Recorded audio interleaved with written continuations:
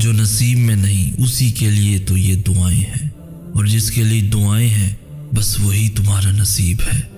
کچھ چیزیں تمہاری پہنچ سے باہر ضرور ہو جاتی ہیں، مگر تم یہ کیوں بھول جاتے ہو کہ وہ اللہ کی دسترس سے کبھی باہر نہیں نکل سکتی۔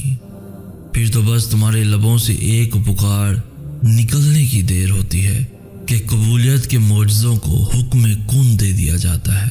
جس نے دو جہاں سمیٹ رکھے ہیں وہ تمہیں بھی ہمیشہ بکھرا رہنے نہیں دے گا۔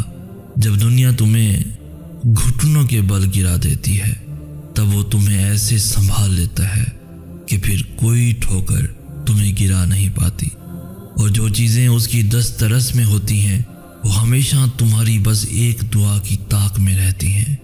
اللہ کبھی کبھار آزمائش کے لیے تمہاری پسندیدہ چیزوں کو تمہاری نگاہ سے تو دور کر دیتا ہے، مگر